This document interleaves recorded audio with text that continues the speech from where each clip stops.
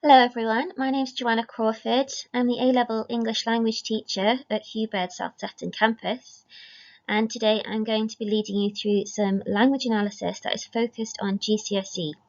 Language analysis tasks appear on both GCSE Paper 1 and Paper 2.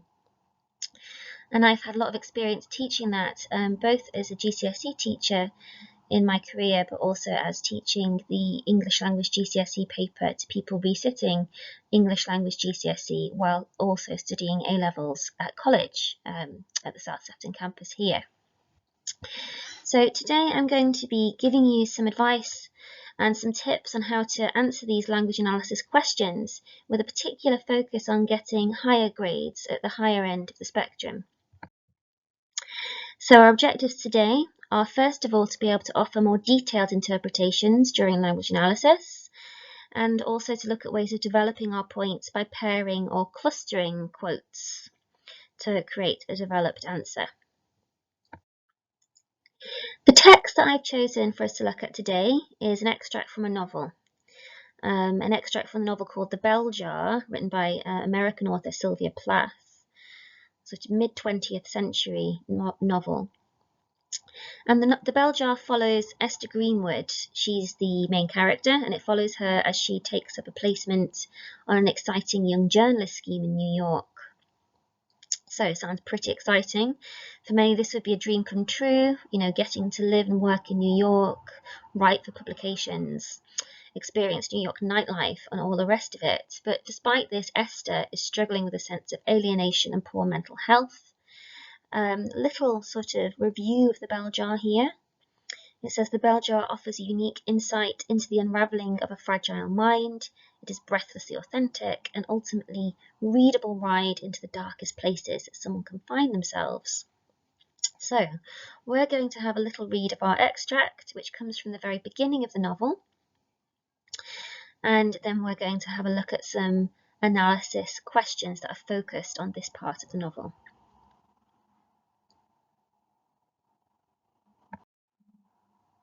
So, first reading. What is the overall tone and feel of the extract? What are the big ideas? So I'm going to read this out for you, but you should also be able to have a copy of the extract to hand in case you want to sort of start underlining things and making notes as we read, as you get your first impressions together.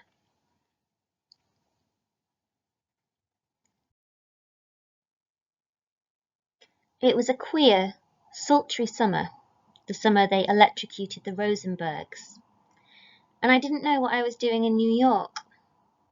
I'm stupid about executions. The idea of being electrocuted makes me sick, and that's all there was to read about in the papers, goggle-eyed headlines staring up at me on every street corner, and at the fusty, peanut-smelling mouth of every subway. It had nothing to do with me, but I couldn't help wondering what it would be like, being burned alive all along your nerves. I thought it must be the worst thing in the world. New York was bad enough. By 9 in the morning, the fake, country wet freshness that somehow seeped in overnight evaporated like the tail end of a sweet dream. Mirage grey at the bottom of their granite canyons, the hot streets wavered in the sun, the car tops sizzled and glittered, and the dry, cindery dust blew into my eyes and down my throat. I kept hearing about the Rosenbergs over the radio and at the office till I couldn't get them out of my mind. It was like the first time I saw a cadaver. For weeks afterwards, the cadaver's head, or what there was left of it, floated up behind my eggs and bacon at breakfast, and behind the face of Buddy Willard, who was responsible for my seeing it in the first place. And pretty soon I felt as though I were carrying that cadaver's head around with me on a string, like some black, noseless balloon stinking of vinegar. I knew something was wrong with me that summer, because all I could think about was the Rosenbergs, and how stupid I'd been to buy all those uncomfortable, expensive clothes, hanging limp as fish in my closet, and how all the little successes I'd totted up so happily at college fizzled to nothing outside the slick marble and plate grass fronts along Madison Avenue. I was supposed to be having the time of my life. I was supposed to be the envy of thousands of other college girls just like me, all over America, who wanted nothing more than to be tripping about in those same size 7 patent leather shoes I bought in Bloomingdale's one lunch hour, with a black patent leather belt and black patent leather pocketbook to match. And when my picture came out in the magazine the 12 of us were working on, drinking martinis in a skimpy imitation silver lame bodice, stuck onto a big fat cloud of white tulle, on some starlight roof, in the company of several anonymous young men with all American bone structures hired or loaned for the occasion, everybody would think I must be having a real whirl.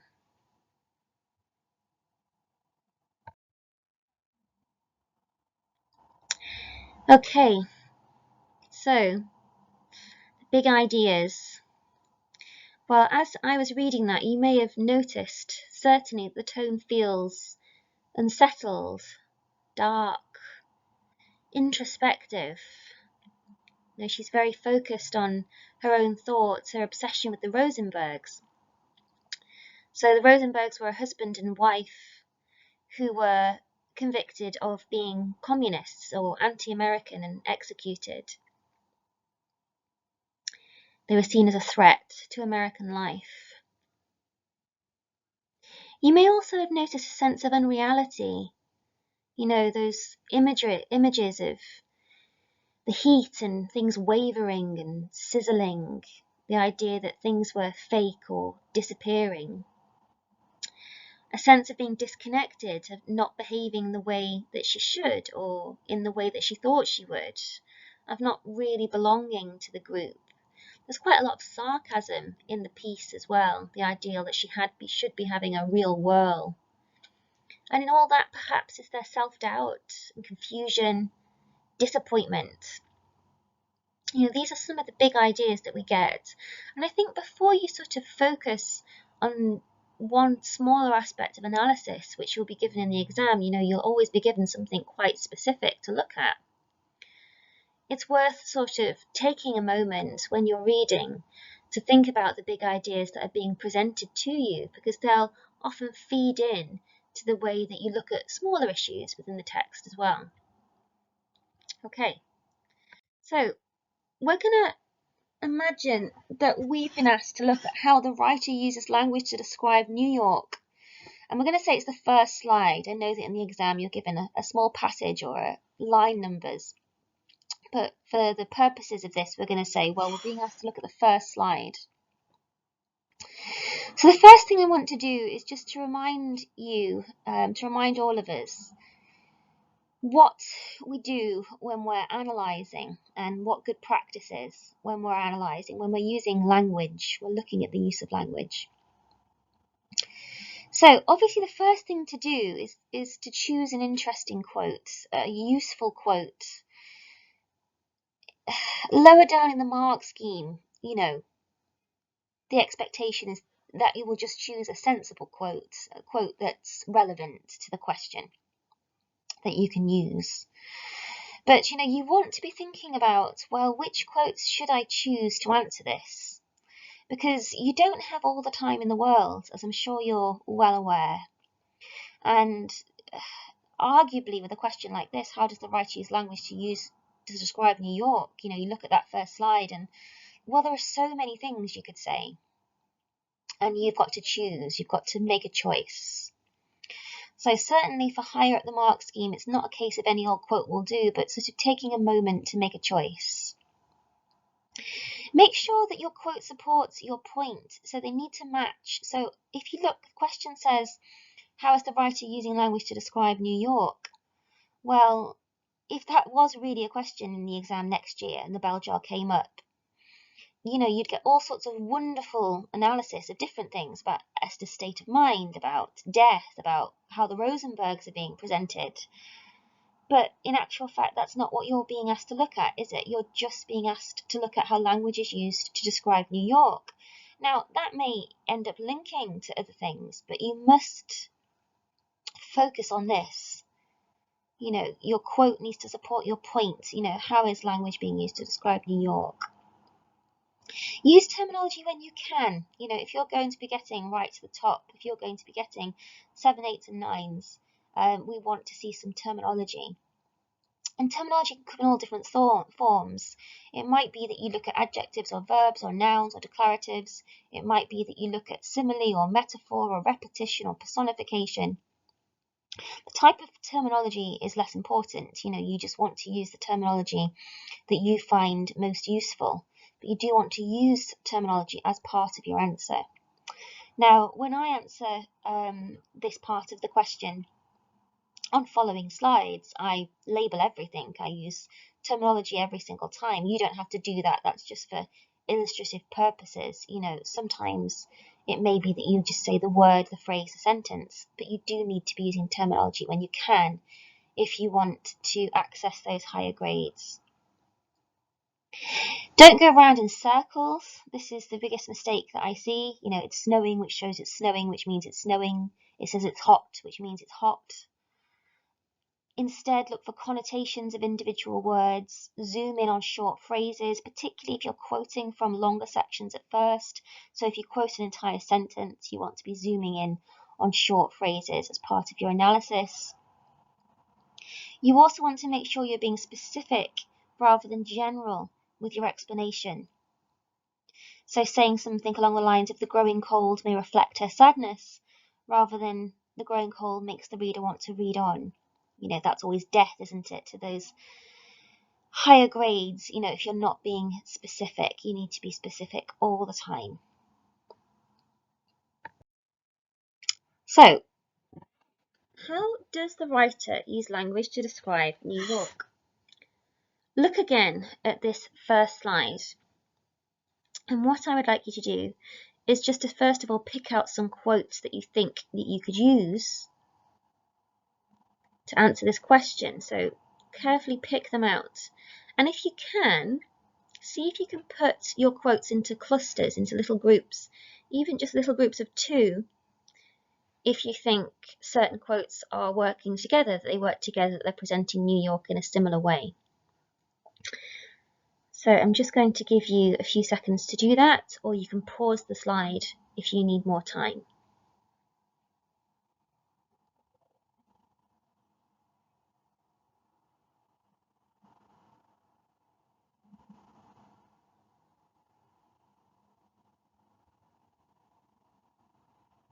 Okay. Okay, so for a focused response, once you've chosen your quotations, you want to pick out specific features and then explore these in detail. Okay, so here's the first few that I've chosen. So we have a queer sultry summer, hot streets wavered in the sun, sizzled, and you'll see that I've put those together because they have something similar. They're all about heat. And then I have goggle-eyed headlines, and I have fusty peanut-smelling mouth of every subway. So if we go back then to the first ones I've chosen that I've put together in a little cluster, these quotes all serve to suggest, well, certainly one interpretation is that the atmosphere is strange and oppressive. So you obviously have the adjective queer, you know, you have the verb wavered, you know, it feels a little strange or unusual.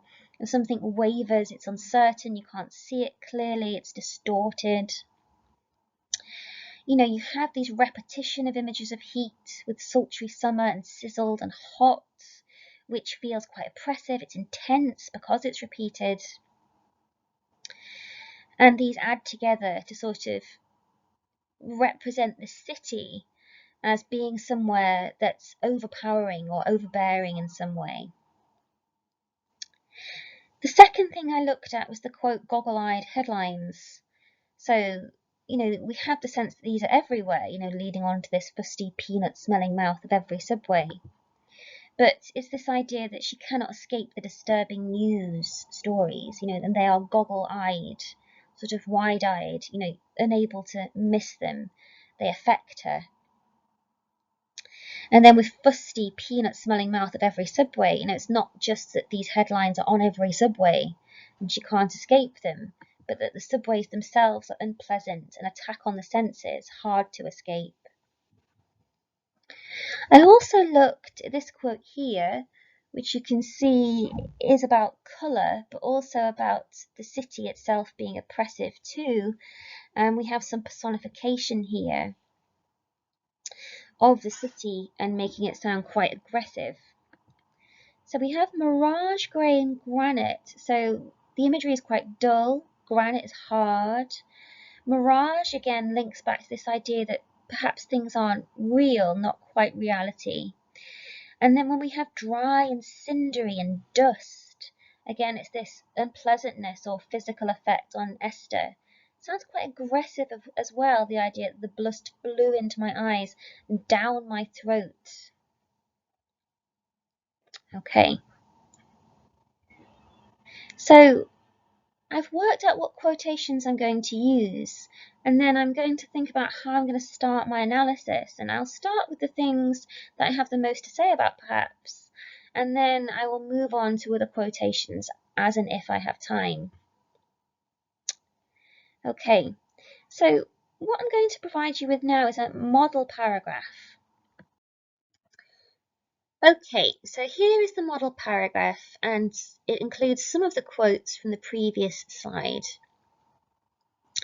Now, obviously we're focusing on getting the higher grades, the 7, 8s and 9s.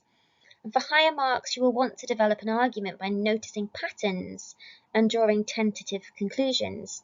Now, what do I mean by noticing patterns? Well, I mean by gathering together similar quotes, similar images from a passage that you can use together to bolster an argument. So you might notice a pattern of the city being represented as hot or strange or unpleasant, and it's putting these together, noticing that you see a pattern. You might also notice a pattern of the weather and atmosphere in New York always being linked to the narrator's mood. But these patterns and the way you show and establish that you can see a pattern is through your use of evidence, really. It's by showing that you can use more than one quotation to back up a point. Because quotations are evidence, aren't they? And if you're trying to really make an argument, you need to use more than one piece of evidence. If you want to convince me that heat is important in New York, that it has significance, then just the word hot really isn't going to do it. You want to find more than one, essentially, more than one image, more than one quote that links to the idea of heat and why that might be important. And so that's what I've tried to do here. I also talk about drawing tentative conclusions and putting tentative in inverted commas. Now, by tentative, I mean open-minded, thoughtful, not absolute, showing an awareness that there are other possibilities of interpretation, using language in a mature, thoughtful way. Okay, so let's have a look at this then. So, it seems that New York is being presented as having an oppressive effect on our narrator.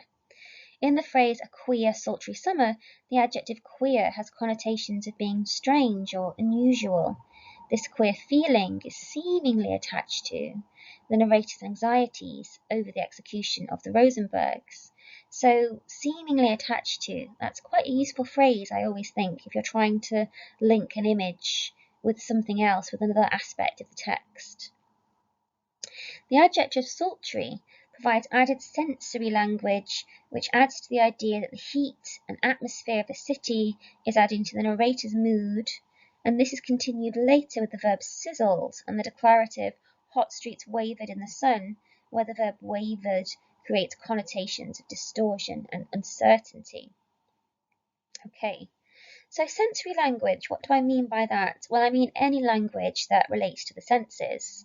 So any feelings of heat or cold, any tastes and smells, any imageries, they're all examples of sensory language. So it's actually quite a useful piece of terminology to have in your arsenal. Now you'll see that I've started that paragraph with words that have something in common. So looking at words from the semantic field of heat, doubt or confusion or uncertainty, and using these quotations first before I move on to another point. Now that makes my analysis feel well put together, well structured. Now I continue by saying the sense of significance of setting is further developed through the declarative phrase "fusty peanut smelling mouth of every subway," which adds to the idea that the narrator's senses are overwhelmed. The phrase peanut smelling, fusty peanut smelling, is both unpleasant and overbearing, an interpretation that is reinforced through the modifier every in the phrase every subway.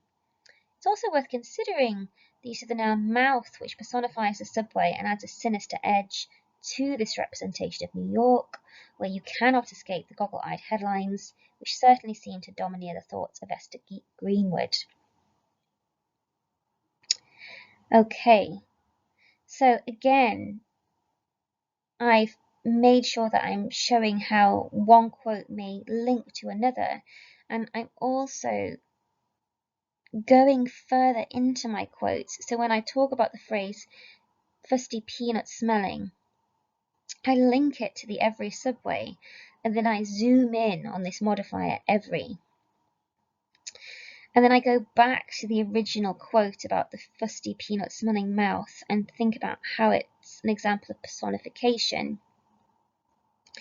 And I link all of these aspects of the setting of New York to the thoughts of Esther Greenwood. Now, this shows a sort of ability to join images together and notice patterns, and to use those patterns to draw conclusions about what is the significance of all these descriptions. Why is it hot and sultry? Why is it significant that these newspaper headlines, these goggle-eyed headlines, are on every corner, and that these corners are fusty and peanut smelling and look like a mouth? I'm showing that I can add these ideas together, and that's why it scores so highly.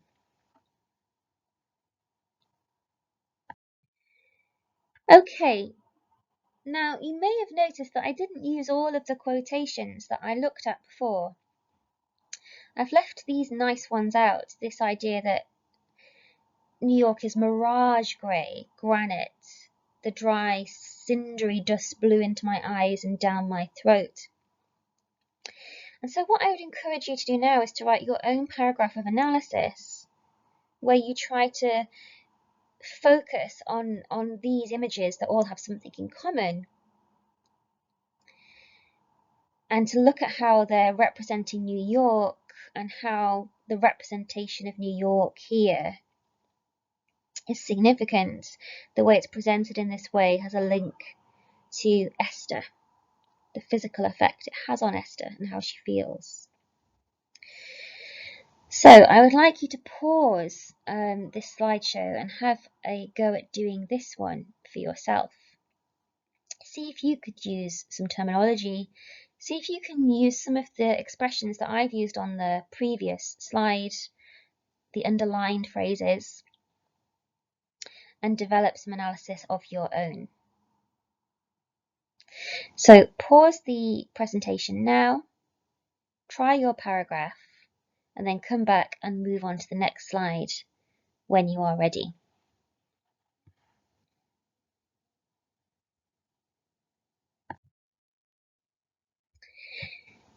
Okay, so we're going to try and answer the same question with a different focus, because we know that we're always going to be asked about how language is being used. But we will be given different focuses, and it's that focus that's really important, isn't it? So again, this starts from choosing your quotations. So how does the author use language to present the author's state of mind? And I've chosen to look at these ones, but you could pick out others. So we have, I couldn't get them out of my mind. All I could think about was the Rosenbergs, and I've put those two together for obvious reasons, because they're showing that she has an obsession with the Rosenbergs, which are a couple who've been executed. They're the people who are in those goggle-eyed headlines. And then obviously we have this semantic field of death and bodies, cadavers, dead bodies, with cadaver's head floated up behind my eggs and bacon. You know, she can't escape. Strange image, isn't it, of them floating up behind her, these images of cadavers that she has in her head. Then we have some language that relates to her expectations. You know, the beautiful clothes are hanging limp in the wardrobe. You know, the sort of successes that she's had, she feels as though they've fizzled to nothing. And then we have the introspection. I knew something was wrong with me. I was supposed to be having the time of my life. So it all starts with choosing quotations here. Now I'm just going to choose one. I've chosen perhaps I've tried to choose the one that's not quite as interesting as some of the others to give you the opportunity to think about the other quotations for yourself. But again, how do we go about this? So the question is the author's mental state. So that's what we're focusing on now, state of mind. So I make sure I make that very clear from the beginning that I know what I'm focusing on. It is clear that the author is struggling with her mental health and a sense of disorientation. In the declarative, I knew something was wrong with me, the indefinite noun something indicates an uncertainty as to the root of the problem, while the verb knew confirms the narrator's awareness that she is unwell. This awareness of not reacting or behaving in a way that feels right is further developed in the declarative sentence, I was supposed to be having the time of my life. Here the verb supposed shows an awareness that her experience is not meeting her expectations. Now, first of all, let's have a look at some of the phrases I've put in bold. I've got a sense of disorientation. Now, again, when we're sort of getting higher marks, part of that is about the way that we express ourselves. We want to think about the way they're expressing ourselves and the vocabulary that we're choosing to do that. Now, sense of disorientation, you know, a feeling of not being quite at home, feeling confused. That's what we mean, isn't it, by a sense of disorientation? And I link that to this indefinite noun. Now, indefinite, you know, something, you know, what does that mean? It's not specific, is it? Something. I knew something was wrong. Well, something isn't something specific, so it's this uncertainty. So it's a knowing that something's wrong, but not being sure what that thing is, which only adds to anxiety, I suppose. You know, none of us deal particularly well with uncertainty. It's something that's hard to deal with. We don't like uncertainty. So I link these ideas together, and then I look for further evidence to bolster my argument. This awareness of not reacting or behaving in a way that feels right is further developed in the declarative sentence. And note, you know, I can look for evidence that further develops my point. I was supposed to be having the time of my life. Here the verb supposed shows an awareness that her experience is not meeting her expectations because it's not what's supposed to happen. So it's this feeling that something is wrong. Now, I'm going to see if you can have a go now by looking at some paired quotes to make more detailed analysis, and I've picked some juicier ones for you. In the first one we have the cadaver's head floated up behind my eggs and bacon, and I want you to look at these quotes with the idea that they're about an obsession or preoccupation with death. You know, we have this repeated imagery of the cadaver, and the idea that it's following her sometimes, in some way, it's following her, it floats up behind her, behind my eggs and bacon. And you know, you have a sort of dark humour here in the way that it's coming at her. Now, obviously, there's other quotations in that slide that you could look at. The idea that it's like a balloon comes to mind as well. And it's, you know, this interesting way that she uses humour to a certain extent to present us what is actually quite a dark state of mind. And then I want you to look at the image of the clothes that are hanging limp. the expensive clothes, and also the idea that her little totted up successes have fizzled to nothing. Now she's there in New York and she's in this place, this centre of journalism, but actually what she feels is a sense of pointlessness of what she's achieved, and obviously with the clothes hanging limp of having fun as well. So see what you can do with those.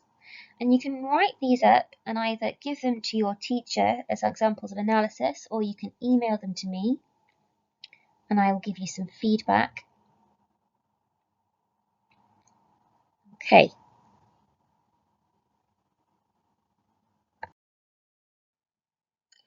Okay, so now your most challenging task so far.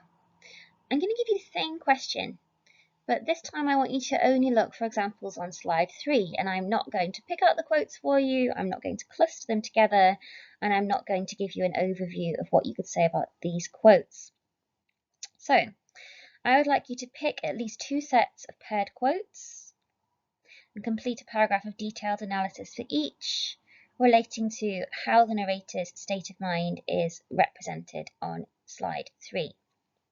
Now, this makes for excellent practice for analysis, and you can either hand in those paragraphs to your teachers if they will mark additional paragraphs of analysis from you, which I'm sure they will, or you can email them to me. And my details are joanna.crawford@hubird.ac.uk, and I will offer you some feedback. You can also use this email address if you have any questions about the English Language A-Level course at South Sefton College, in case you're interested in progressing onto studying English language at A-Level, and I'll be more than happy to answer any questions that you have on that. So, thank you very much for listening to this presentation, and I hope you find it interesting. I hope it inspires some of you to go on and read The Bell Jar. It really is a fantastic book. And I hope you all have a wonderful return to school and that you enjoy the rest of the academic year, and hope to speak to some of you soon. Thank you very much, and goodbye.